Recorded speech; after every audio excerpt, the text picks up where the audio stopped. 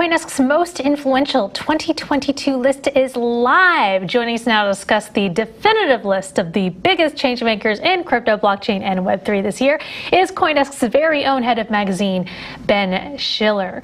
Welcome to the show, Ben. So maybe we could start off. Good morning. Explain to us who made it onto the list. And I think it's important to note that, just because you're the most influential doesn't mean you had a positive influence on the industry. That's true. So most influential is a long-running list that we've been doing here at CoinDesk. It's been going 9 years now. This is the 9th edition. And yes, as you say, it's not a measure of popularity. It's not a measure of achievement. This is the people that we think reflect the biggest themes of the year. And obviously the year was punctuated by as many successes as failures. And you can see that reflected in the list here. Well, we have a bit of a list here. So maybe you could explain who made the list this year and how the rankings work. Yeah, I can go through some of these. So Mikhail Fedorov is an official in the Ukrainian government who raised approximately $200 million for the war effort in that country. Vitalik Buterin is the co-founder, the spiritual leader of Ethereum, and he led the effort to create the merge, which was the most important upgrade in blockchain history. But on the other side of the coin, you have people like Sam Bankman-Fried, who admittedly, actually, we had a different story about him a few months ago, which we had to rewrite, obviously, in the wake of the massive fallout from the FTX scandal. But he's still on the list because he's undeniably, influential. You have people like Carol House, who's a former official in the Biden White House who led the effort to create the executive order around crypto, was very influential. Another name on the list is Eric Calderon.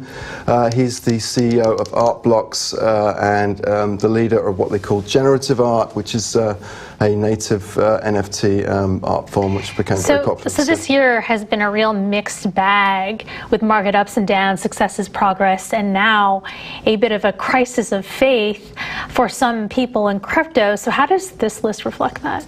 Yeah, it's very much a mixed bag. And interestingly, we had our festival in Austin, Consensus, in June, and you could really see the kind of tipping point at that moment. Up until June, the story in crypto had very much been about the bull run, about the expansion of opportunity in the space and a huge run-up in NFT prices and other crypto prices.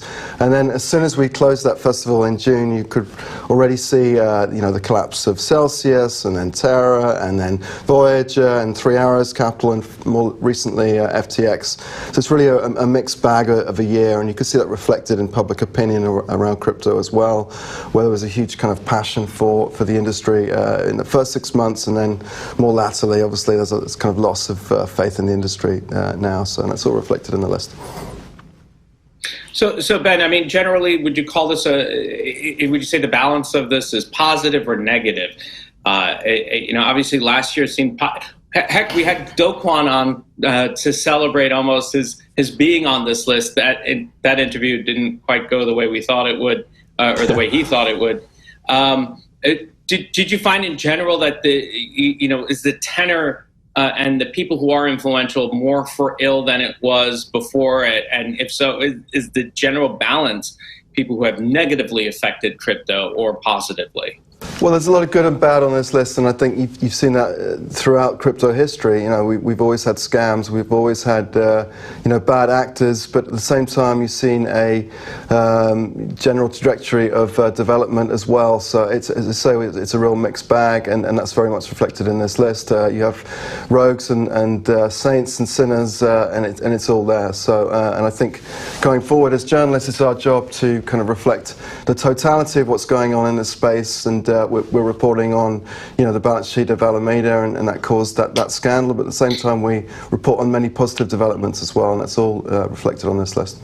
All right, and for the 4th year in a row, CoinDesk has partnered with some truly incredible artists to immortalize a number of this year's most influential list on chain. 14 of the people who have had the most impact on crypto 2022 were selected for the collection, and their portraits will be made available in an exclusive auction being held on Coinbase NFT. The NFT artists selected are big influencers in the space, including Dave Krugman and Sarah Script.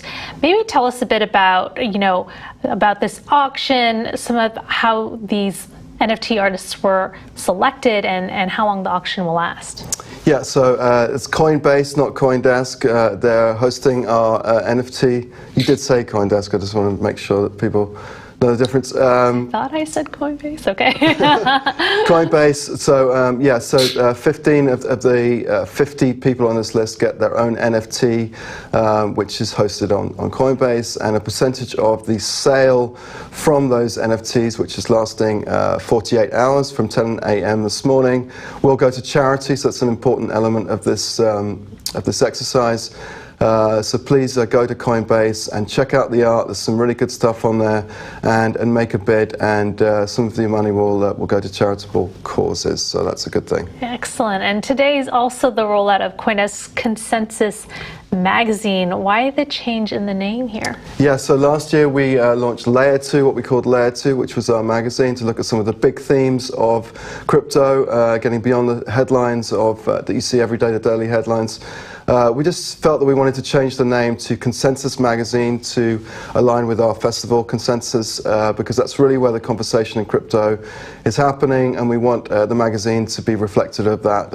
It's a place where where the conversation begins in the magazine, and that kind of percolates and feeds into our festival. So we wanted alignment there. That's really also at Consensus by CoinDesk. A lot of people were using Desk, our own native coin at CoinDesk. So Desk incentives are on CoinDesk.com. They're happening soon. How can viewers claim Desk, and what can it be used for? Yeah, there's so many launches happening today. So this is another one. It's actually happening tomorrow morning. But Desk is our CoinDesk's own social token. So when you go onto Consensus Magazine and you read one of the stories, and hopefully you will read to the end, you will be rewarded with some Desk tokens, and they will go into your wallet, which is on the site. And it's our way of encouraging people to participate, as I say, in this conversation. So we want people to not only read pieces, but also to comment on them, and also to be rewarded for that. So you can then take those Desk rewards and come to Consensus in Austin in April,